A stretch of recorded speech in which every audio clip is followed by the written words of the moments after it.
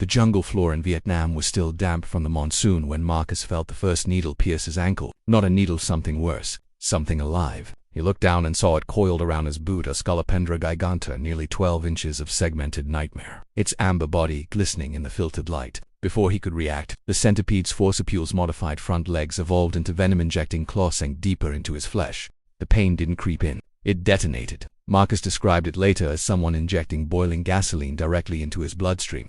The fire spreading up his leg in rhythmic pulses that matched his racing heartbeat. Within seconds, his ankle swelled to twice its normal size, the skin stretching tight and purple. The venom, a cocktail of histamines, serotonin, and cardiotoxins, was already beginning its work, attacking nerve endings, dissolving tissue, triggering an inflammatory response so violent that his immune system essentially turned against itself. He tried to scream, but the shock had locked his throat. The centipede released its grip and disappeared into the leaf litter, leaving behind 2 puncture wounds that would continue burning for the next 72 hours. This wasn't just a bite. This was a calculated chemical assault, millions of years of evolution weaponized into a single strike. And Marcus was lucky. He survived to tell the story. Not everyone does. If you're ready to feel the venom yourself, smash the like button and subscribe so you never miss what attacks next. The centipede is not an insect. This distinction matters because what we're dealing with here operates on a fundamentally different biological blueprint, one that predates most land animals by hundreds of millions of years. Centipedes belong to the class Scolopendra, venomous predators that have perfected the art of the ambush since the Silurian period. Their bodies are segmented armor, each segment carrying a pair of legs that move in hypnotic waves, allowing them to navigate any terrain. Vertical walls, cave ceilings, the inside of your tent at 3 in the morning. But it's the first pair of legs that should terrify you. These aren't legs anymore. Evolution transformed them into forcipules, hollow appendages connected directly to venom glands, functioning as both fangs and hypodermic needles. When a giant centipede strikes, it's not biting in the traditional sense. It's stabbing, injecting, liquefying. The venom varies by species, but the common threads are always present. Neurotoxins that scramble pain signals, proteolytic enzymes that break down tissue, cardiotoxins that interfere with heart rhythm, and histamines that trigger massive inflammatory responses. Your body doesn't just react to centipede venom, it overreacts, flooding the bite site with white blood cells and fluids, causing swelling so severe that in some cases, the skin splits open on its own. Now let's talk about the species that should keep you awake at night, starting from the ones that will merely ruin your week and building toward the absolute nightmare scenarios. At number 10, we have Scolopendra polymorpha, the common desert centipede found throughout the southwestern United States and northern Mexico, reaching lengths of 4 to 5 inches. This rust-colored hunter is often the first giant centipede most people encounter. The bite feels like a wasp sting amplified through a megaphone, a white-hot lance of pain that radiates outward from the puncture site. Victims report intense burning that peaks within the first hour, accompanied by localized swelling and redness. That venom is potent enough to kill scorpions and small lizards, but in humans, it rarely causes systemic symptoms. Still, the pain is legitimate. Emergency room nurses in Arizona see dozens of these cases every summer. Usually hikers who made the mistake of sitting on a rock without checking underneath first, or campers who reached into their boots at dawn. The pain typically subsides within 12 hours, though the bite site remains tender and swollen for days. This is your entry-level giant centipede bite, the warning shot that reminds you these creatures are not to be handled, provoked, or underestimated. Moving up to number 9, Scolopendra heroes, the giant red-headed centipede. Native to the southern and southwestern United States, this species earns its dramatic name from the distinctive red or orange coloration on its head segments, a warning display that screams danger in the animal kingdom's universal language. Growing up to 8 inches long, Heroes delivers significantly more venom than its smaller cousin, and the chemical composition is nastier. The bite produces immediate, excruciating pain that victims consistently describe as worse than any bee or wasp sting they've experienced. Within minutes, the affected limb begins to swell, sometimes grotesquely. There's a documented case from Texas where a man bitten on the hand watched his fingers balloon into sausage-like appendages, the skin so tight it was translucent. He could see the purple fluid accumulating beneath the surface. That venom triggers localized necrosis in some individuals, meaning the tissue around the bite literally begins to die, turning black and sloughing off over the following week. Systemic symptoms start appearing at this level: nausea, dizziness, elevated heart rate, and in rare cases, fever. The pain persists for 24 to 48 hours, though the psychological impact lasts much longer. People who've been bitten by Scolopendra heroes develop what doctors call syntipedability, an almost paranoid awareness of dark corners and leaf piles, a primal rewiring of the threat detection system. At number 8, we encounter Scolopendra subspinipes, the Chinese red-headed centipede. distributed across East Asia and into the Pacific Islands. This species represents a significant escalation in both size and venom potency. Specimens regularly exceed 10 inches, with some reports from Vietnam and Malaysia documenting individuals approaching 13 inches in length. The venom contains higher concentrations of serotonin, which doesn't just cause pain, it causes a specific type of neurological pain that feels like electricity arcing through the nervous system. A fisherman in the Philippines described his bite as someone connecting his veins to a car battery. Pulses of agony that made him vomit from the sheer intensity. The swelling with subspinipes bites is dramatic and rapid. Entire limbs can double in size within an hour. There's significant lymph node involvement, with victims reporting painful swelling in the armpit or groin on the affected side as the lymphatic system desperately tries to filter out the foreign proteins flooding the bloodstream. The bite site itself often develops a necrotic center, a black crater surrounded by rings of purple and yellow bruising. Hospital treatment becomes necessary at this level, not just for pain management, but to monitor for allergic reactions and secondary infections. The wound takes weeks to fully heal, and scarring is common. Number 7 brings us to Scolopendra galapagoensis, the Galapagos Centipede, a species that Charles Darwin himself noted with disturbed fascination during his famous voyage. This jet-black centipede, growing up to 11 inches, possesses venom optimized for the unique prey of its island habitat. The venom is particularly rich in compounds that cause muscle spasms and weakness, likely evolved to quickly immobilize the seabirds and marine iguanas it sometimes hunts. In humans, bites produce not just pain and swelling but profound weakness in the affected limb. A researcher bitten on the forearm reported being unable to make a fist or hold a pen for 3 days after the bite. The pain has a deep, aching quality, as if the venom is attacking the bone itself. There are also unusual neurological effects reported: temporary numbness in patches of skin distant from the bite, brief episodes of confusion, and in one documented case, temporary vision disturbances. The isolation of the Galapagos means detailed medical data is sparse, but the local guides carry anti-venom protocols specifically for this species, a tacit acknowledgement that this centipede is dangerous enough to warrant serious preparation. The pain scale is climbing, and we haven't even reached the truly infamous species yet. Number 6 is where we cross into territory that medical professionals classify as severe envenomation.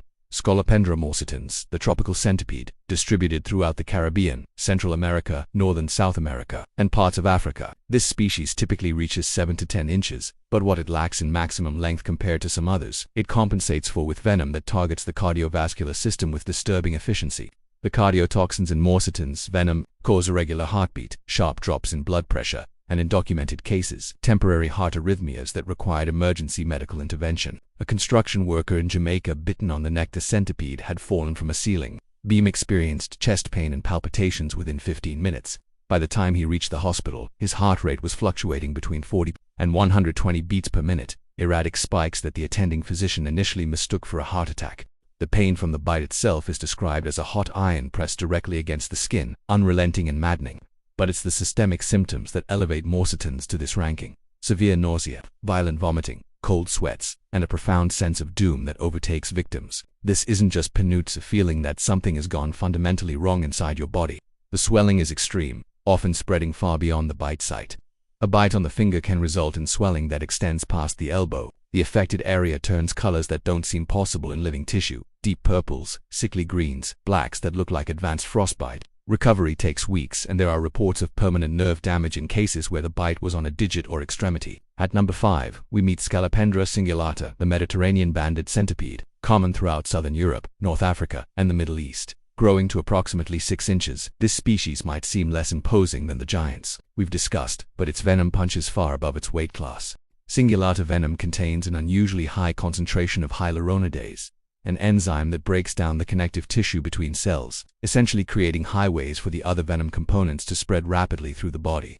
This means faster, more widespread pain and swelling. A tourist in Greece bitten on the ankle while exploring ancient ruins described the sensation as a burning snake crawling up his leg beneath the skin, the pain front advancing visibly as the venom spread. Within 2 hours, his entire leg from foot to hip was swollen, hot to the touch, and throbbing with a pain so intense he couldn't distinguish between heartbeat and pain pulse. They had merged into one continuous rhythm of agony. What makes cingulata particularly nasty is the duration. While some centipede bites peak and begin to subside within hours, cingulata envenomation maintains intensity for days. Victims report 72-hour periods where sleep is impossible, where every position feels wrong, where the affected limb feels simultaneously on fire and filled with broken glass. There's also a significant psychological component documented in multiple cases. Victims experience anxiety, panic attacks, and intrusive thoughts about the centipede, sometimes developing into full-blown post-traumatic stress. The human brain isn't wired to process this type of pain from an arthropod, and the cognitive dissonance creates lasting mental impacts. Number 4 takes us to Scolopendra dawydofi, a species found in Southeast Asia and parts of Indonesia, notable for its striking orange and black coloration, nature's way of screaming, "Do not touch." This centipede reaches lengths of 9 to 10 inches and possesses venom that contains an unusual peptide compound still being studied by biochemists. This peptide targets ion channels in nerve cells, essentially forcing pain receptors into a state of hyperactivity where they fire continuously without additional stimulus. A herpetologist bitten while conducting field research in Thailand described it as the worst pain of his life. And this was a man who had previously been bitten by a gaboon viper and stung by a bullet ant. The initial bite felt like molten metal injected directly into his hand. Then came the secondary wave, a deep, grinding pain that radiated up his arm and into his chest, making him genuinely fear he was having a heart attack. The swelling was so rapid and severe that his wedding ring began cutting off circulation, requiring emergency removal with ring cutters in the field. But here's where dawydofi reveals its true horror. The pain doesn't stay localized. Victims report aching pain in lymph nodes, muscle cramps throughout the affected limb, and in several documented cases, referred pain perceived in areas far from the actual bite site. The field researcher experienced shooting pains in his shoulder and neck for days after the bite. Phantom echoes of the venom's neurological assault. The bite site developed a necrotic ulcer that took 6 weeks to heal, leaving a permanent scar that still occasionally aches years later, especially before storms, as if his body maintains a permanent memory of the event. At number 3, we enter the realm of species that have confirmed human fatalities associated with their bites. Though deaths are rare and usually involve complications like allergic reactions or secondary infections. Scolopendra, the Haitian giant centipede, also found throughout the Caribbean and parts of Florida. This rust-red predator grows to 10 inches and possesses venom that combines every nightmare element we've discussed: powerful neurotoxins, aggressive tissue-destroying enzymes, cardiovascular disruptors, and compounds that trigger immune system overreactions. There's a case from Haiti documented in a 1998 medical journal involving a 7-year-old boy bitten on the foot while sleeping. The child woke screaming, and within an hour his foot and ankle were so swollen that the skin split in 2 places, weeping clear fluid. He developed a fever of 104 degrees, began vomiting, and experienced seizures. The local clinic had no specific treatment protocol for centipede envenomation. Most Dontan treated him with antivenin, meant for snake bites, which had no effect. The boy survived, but it took 4 months for the wound to fully close, and he developed a permanent limp from nerve damage. The pain, his mother reported, made him beg for death during the first 72 hours. This isn't hyperbole recorded for dramatic effect. This is documented in medical literature. Adults bitten by alternans describe a pain that transcends physical sensation and becomes existential, a suffering so complete that it fills your entire consciousness, leaving no room for any other thought. The swelling can last for weeks. One documented case showed measurable edema, excess fluid in tissue present 40 days after the initial bite. The venom seems designed not just to subdue prey but to punish it, to ensure that anything that survives the encounter never forgets the lesson. The darkness is thickening now, and the worst is still ahead. Number 2 on our descent into arthropod nightmare territory is Scolopendra gigantea, the Peruvian giant centipede, also known as the Amazonian giant centipede. This is the species from our opening, and there's a reason it haunts the dreams of everyone who spent time in the South American rainforest, growing up to 12 inches in length, sometimes even longer.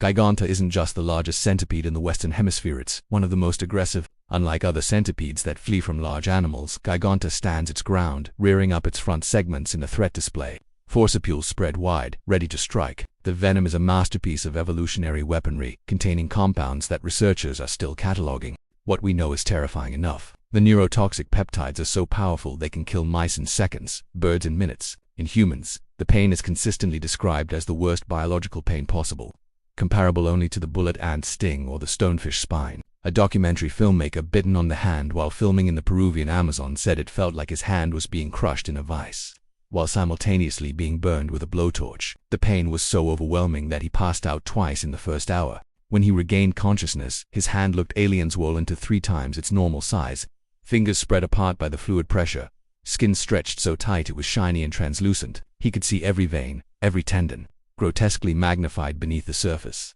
The swelling with gigantea bites doesn't just stop at the limb. It spreads systemically. Victims experience facial swelling, swollen lymph nodes throughout the body, and in severe cases, swelling of the tongue and throat that can compromise breathing. The venom triggers a cytokine storm, an immune system overreaction where the body essentially attacks itself trying to combat the foreign proteins.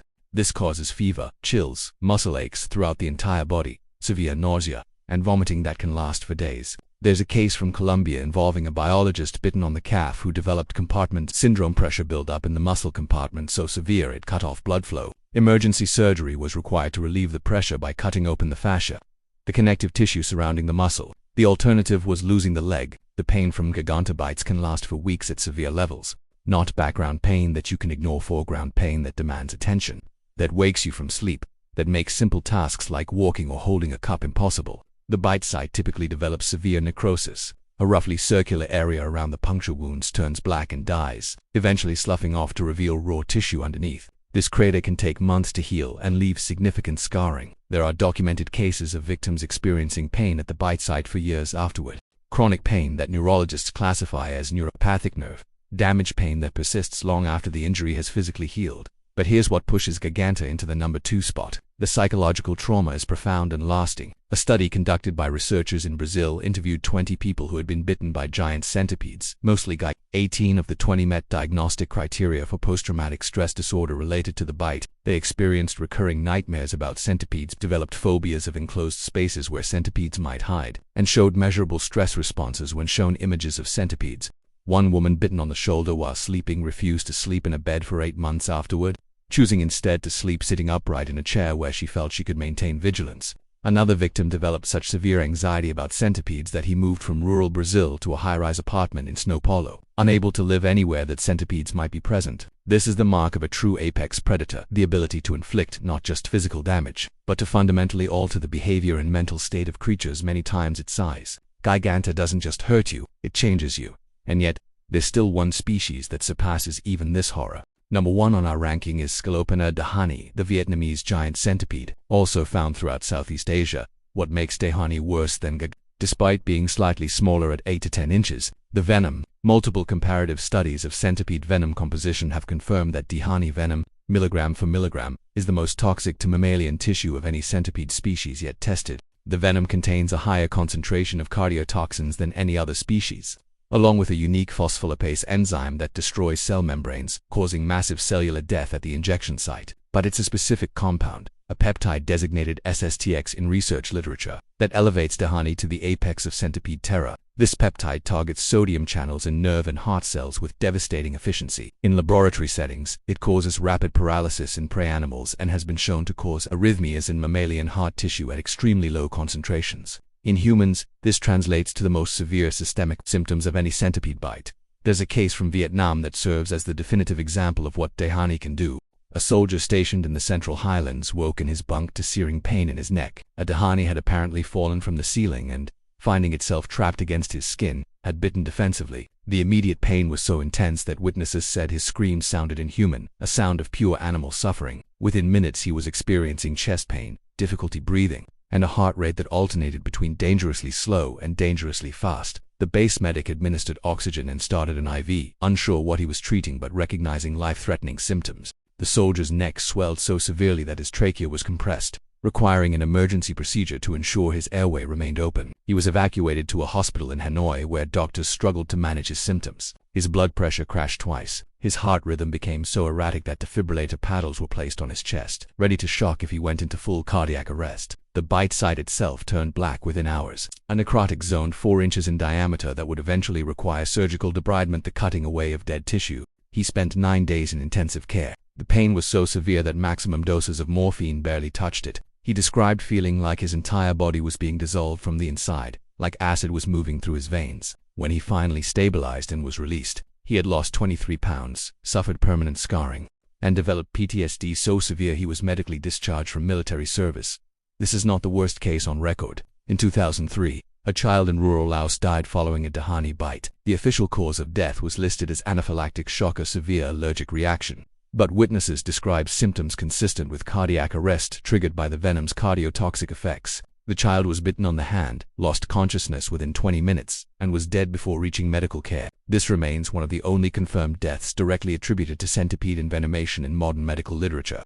The venom doesn't just cause pain, it can kill. Dehaani represents the absolute peak of what millions of years of predatory evolution can produce in an arthropod venom cocktail so refined, so perfectly tuned to cause maximum damage to mammalian nervous and cardiovascular systems, that it transcends mere defense and becomes a weapon of existential threat. The final truth is settling in now, cold and heavy as stone in deep water.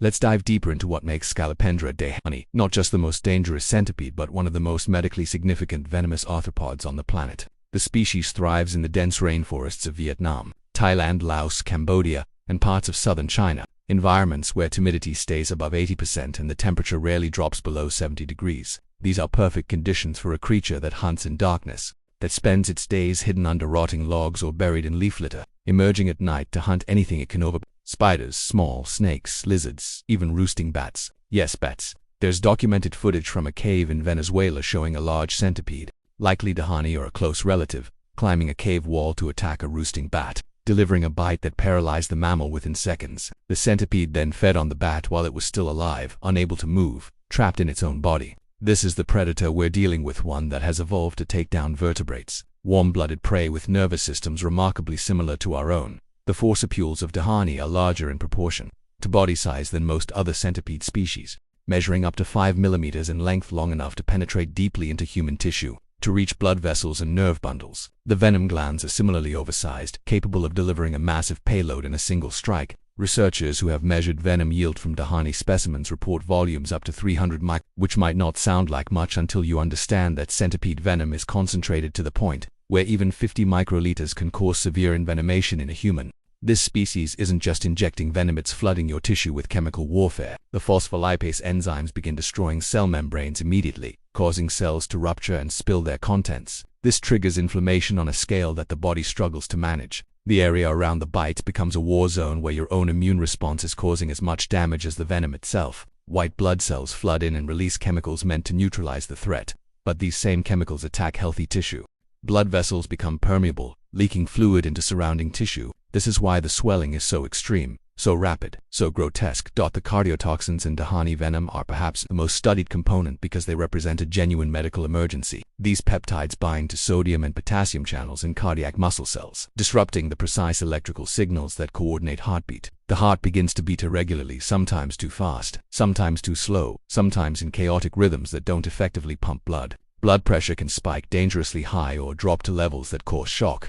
A researcher at a Venom research, the facility in Thailand who studies dawydofi venom, told a documentary crew that the cardiotoxic peptides are structurally similar to some of the most dangerous compounds found in cone, snail venom and certain jellyfish, creatures that have actually killed humans with regularity. The fact that a land-dwelling arthropod has independently evolved similar compounds speaks to the power of evolutionary pressure. Dawydofi needed venom that could drop large warm-blooded prey fast, before they could flee or fight back. What it developed is frighteningly effective.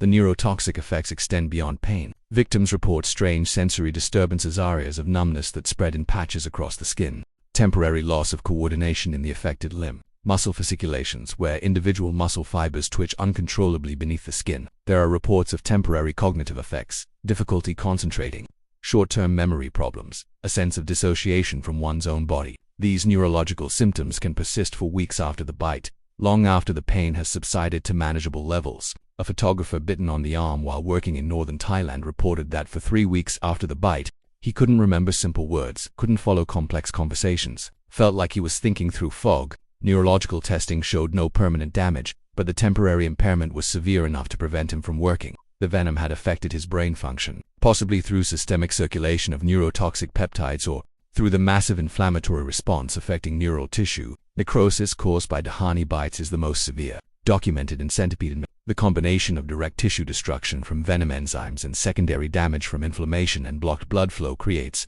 zones of dead tissue that can extend several inches from the actual bite site. This dead tissue must be surgically removed to prevent infection, a process called debridement that involves cutting away blackened flesh down to healthy tissue. The wounds left behind are deep, often exposing muscle or even bone. They require weeks or months to heal, filling in slowly from the bottom up with granulation tissue. The scarring is permanent and often disfiguring. A farmer in Cambodia bitten on the face of the centipede had crawled onto his hammock while he slept, was left with a crater-like scar on his cheek that pulled down his lower eyelid, causing permanent vision problems and chronic dry eye. The bite had occurred 7 years before he was interviewed by medical researchers. The scar was still clearly visible, a permanent reminder carved into his face. There's something particularly insidious about dawydofi that doesn't show up in medical literature but appears consistently in anecdotal reports. These centipedes seem more willing to bite than other species, more aggressive when encountered. While most centipedes flee from humans, dehaani often stands its ground or even advances toward a threat. Handlers who work with centipedes for research or the exotic pet trade rank dehaani as one of the most difficult and dangerous species to work with, noting that it will strike at movement, at shadows, at the slightest provocation. This aggression combined with potent venom creates a genuinely dangerous animal. In regions where dehaani is common, locals develop elaborate protocols to avoid encounters, shaking out clothes and shoes before wearing them, never walking barefoot at night, checking beds before lying down, maintaining cleared zones around homes free of leaf litter and debris where centipedes might hide. These aren't superstitious rituals, these are survival adaptations, developed through generations of painful experience. The long-term effects on bite victims extend beyond physical scarring. The psychological impact of a severe dehaani bite is comparable to surviving a violent assault. The brain categorizes the experience as a life-threatening trauma, and the body's stress response system becomes hyperactive. Victims startle easily, experience flashbacks, avoid situations or environments associated with the bite. Sleep disturbances are common both because of pain and because of nightmares. There's a documented case of a construction worker in Vietnam who was bitten on the leg while working in a crawl space beneath a building. The bite was severe, required hospitalization, left him unable to work for 6 weeks. 2 years later, he still couldn't enter enclosed spaces without experiencing panic attacks. He'd lost his job because he could no longer perform essential duties. His marriage had deteriorated under the strain of his psychological trauma and chronic pain. The bite had fundamentally altered the trajectory of his life. This is the true measure of dehaani's position at the top of our ranking.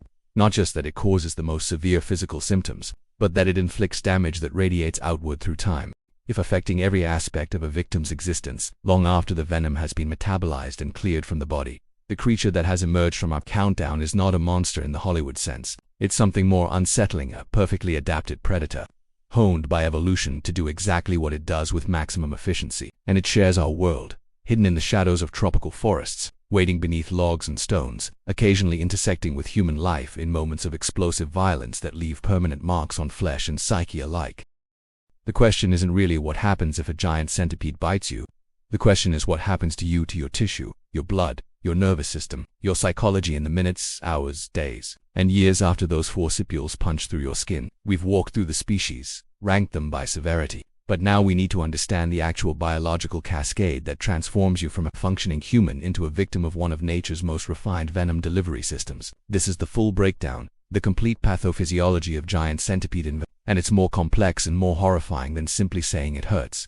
Let's start at second zero. The moment of penetration. The forcipules are chitinous structures, incredibly strong for their size, sharp at the tips like hypodermic needles. When a centipede strikes, those tips punch through your epidermis, the outer layer of skin, with minimal resistance. You might not even feel this initial penetration because it happens faster than your pain receptors can respond. But the forcipules don't just puncture the surface, they penetrate deep, sometimes a quarter inch or more into your tissue, seeking the dermis layer where blood vessels and nerve endings are abundant. This is deliberate. The centipede's evolutionary programming directs it to inject venom where it will disperse quickly into your bloodstream and where it will encounter maximum nerve density for immediate effect. As the forcipules sink in, muscles at the base of each forcipule contract, squeezing the venom glands and forcing venom through ducts that run the length of these modified legs. The injection is under pressure, forcing the venom into your tissue faster than simple diffusion would allow. Within 1 second of penetration, you have several hundred microliters of venom flooding into your dermis. Second 2. Your pain receptors wake up.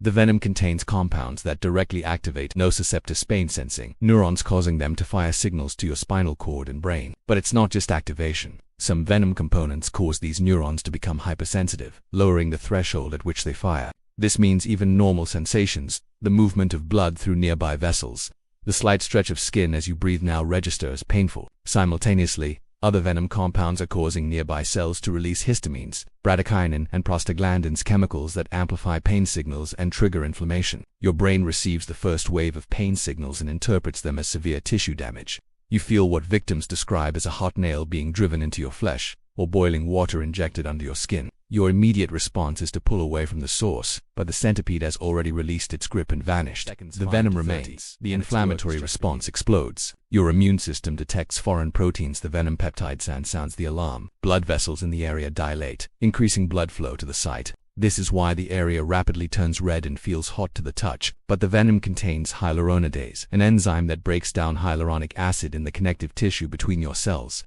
This essentially creates gaps in the tissue matrix. allowing venom components to spread faster and farther than they normally could. It also allows plasma's fluid component of blood to leak out of vessels and accumulate in tissue spaces. This is the beginning of the swelling. Within 30 seconds, the bite site is visibly raised, a welt forming as fluid accumulates. The pressure from this fluid compresses nerve endings, adding mechanical pain to the chemical pain already overwhelming your nervous system. Your body is trying to dilute the venom by flooding the area with fluid, but this defense mechanism is causing additional suffering. Minutes 1 to 5. Systemic distribution begins. The venom is now in your bloodstream, carried away from the injection site by your circulatory system. Cardiotoxic peptides begin to reach your heart. These compounds interfere with ion channel stimuli, protein gates in cell membranes that control the flow of sodium and potassium ions. Heart muscle cells depend on precise ion flow to maintain their electrical rhythm. When venom disrupts this, you may feel palpitations, a fluttering sensation in your chest, or a sudden awareness of your heartbeat becoming irregular. Your blood pressure may spike as your cardiovascular system tries to compensate, or it may drop if the venom's effects are severe enough to impair heart function. You might feel dizzy, lightheaded, a sense that something is fundamentally wrong inside your body. Meanwhile, neurotoxic components are affecting nerves throughout your body. You might experience muscle fasciculations, involuntary twitching in muscles nowhere near the bite site. Some victims report a metallic taste in their mouth, temporary hearing changes, or visual disturbances. The venom is reaching your brain. Minutes 5 to 30, the peak of acute suffering. The pain at the bite site has now reached maximum intensity. The swelling has expanded significantly. If bitten on a finger, your entire hand may be swollen. If on the foot, your ankle disappears into puffy flesh. The skin is stretched tight, shiny, hot to the touch. Lymph nodes in the area your armpit if bitten on the arm, your groin if bitten on the leg begin to swell as your lymphatic system attempts to filter the venom. These swollen nodes are themselves painful, a deep ache that adds to your overall misery. You're probably experiencing significant nausea by now. The venom's effects on your nervous system are triggering your vomiting center in the brainstem. You might actually vomit, which does nothing to help but adds to the sense that your body is in full crisis mode. If the bite was severe, a large centipede, a deep injection, a species like dehaani with particularly toxic venom, you might be experiencing more serious cardiovascular symptoms, chest pain, severe palpitations, difficulty breathing. This is the window where deaths occur, rare as they are, usually from cardiac arrhythmias in vulnerable individuals or from anaphylaxis in those with severe allergies to venom proteins. Hours 1 to 6. The necrosis begins. While the pain may have plateaued or even begun to very slightly decrease, something insidious is happening at the cellular level around the bite site. The venom's proteolytic enzymes, proteins that break down other proteins, are destroying the structural components of your cells and the matrix between them. Phospholipids are punching holes in cell membranes, causing cells to rupture and die. The massive inflammatory response is attracting white blood cells that release destructive enzymes trying to neutralize the threat. But these enzymes don't discriminate. They damage healthy tissue along with venom-affected tissue. Blood vessels in the bite area are becoming damaged and leaky. Small clots may form. Blood flow to the tissue directly around the bite wounds is compromised. Without adequate blood flow, cells can't get oxygen. They begin to die. This is necrosis, tissue death. On the surface, you might see the skin around the bite punctures starting to darken, turning purple, then dusky gray, then eventually black. The necrotic zone may be small, just a few millimeters around each puncture. It may extend for inches, depending on venom potency and individual response. The pain during this phase is often described as different from the initial burning. It becomes a deep, throbbing, relentless ache, like the affected area is rotting from the inside. The waiting game. You're in the extended acute phase now. The pain remains severe, though perhaps slightly more manageable with strong pain medication. The swelling may continue to increase for the first 24 to 48 hours before plateauing. You can't use the affected limb normally. If bitten on the hand or foot, you can't walk or grip objects. Sleep is nearly impossible because every position puts pressure on the swollen, painful tissue. You're likely taking maximum doses of opioid painkillers, anti-inflammatory drugs, antihistamines, whatever your doctor has prescribed, and they're barely taking the edge off. The necrotic area is expanding as more tissue dies. There may be weeping from the wound, clear fluid, or even pus if bacterial infection has set in, which is common because the damaged tissue is an ideal breeding ground for bacteria. You might need antibiotics. You're probably experiencing significant psychological distress, anxiety about whether the damage is permanent, fear of another bite, intrusive thoughts about the centipede. Your body is in a state of high alert, stress hormones flooding your system, sleep disrupted, appetite suppressed. You're not just injured, you're traumatized. Days 3 to 14. The slow recovery begins. If you're lucky, the pain is finally starting to decrease to levels that feel survivable. The swelling begins to recede, though the affected area remains larger than normal and will for weeks. The necrotic tissue has fully declared itself a black, leathery patch of dead skin and underlying tissue that must be removed. In minor cases, this might slough off on its own as new tissue forms beneath. In severe cases, you need surgical debridement, a doctor literally cutting away the dead tissue with a scalpel. This procedure is as medieval as it sounds. You're awake for it in many cases. Local anesthesia numbing the area while you watch the doctor carve away pieces of what used to be you. The wound left behind is raw, red, weeping. It must be packed with gauze and bandaged, changed daily, monitored for infection. Healing will take weeks at minimum. The new tissue growing in is fragile, prone to breaking down with minor trauma. The scar that eventually forms is often depressed, discolored, permanent, weeks to months. The long-term consequences emerge. The acute crisis is over, but you're not the same. The scar is obvious, a permanent mark that may limit range of motion if it's over a joint or in a particularly mobile area. But the hidden damage might be worse. Nerve damage is common after severe centipede bites. You might have patches of permanent numbness around the bite site, or worse, chronic neuropathic pain that persists long after the injury has healed because the nerves themselves are damaged and misfired constantly. This pain is often described as burning, shooting, electrical. It can last for years. Some victims report that the bite site aches before weather changes, a phenomenon doctors don't fully understand but have documented in multiple cases. The psychological effects are often the most debilitating long-term consequence. Post-traumatic stress disorder is diagnosed in a significant percentage of severe bite victims. You have nightmares about centipedes. You develop phobias about enclosed spaces, dark areas, outdoor activities. Your quality of life is diminished, not because you can't physically do things, but because the fear prevents you from trying. You've learned at a visceral level that the world contains hidden threats that can cause suffering beyond what you thought possible, and you can't unlearn that lesson. This is the full breakdown. This is what happens, step by biological step, when a giant centipede bites you. It's not a single event, it's a cascade of interconnected processes, each one amplifying the others. Your body's defenses often causing as much damage as the venom itself. Modern medicine can support you through the crisis, can manage the worst symptoms, can prevent complications that might once have been fatal. But medicine cannot undo the fundamental damage. It cannot regenerate the tissue that died. It cannot reverse the nerve damage. It cannot erase the psychological trauma. You survive, most likely, but you're changed. The bite becomes a defining moment in your life, a before and after marker that you carry in your flesh and your psyche for the rest of your days. And somewhere in a rainforest halfway around the world, another centipede is emerging from beneath a log as night falls. Its forcipules sharp and ready, its venom glands full, doing exactly what 400 million years of evolution designed it to do: hunt, defend, survive. It doesn't know you exist. It doesn't care. But if you cross paths, if your hand reaches into the wrong dark space or your foot comes down on the wrong patch of leaf litter, you'll learn exactly what we've described here. You'll live it, second by agonizing second, and you'll never forget.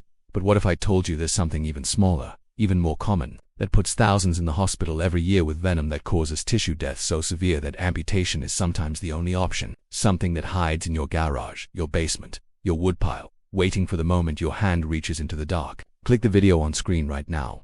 When a brown recluse spider bites you, medical footage,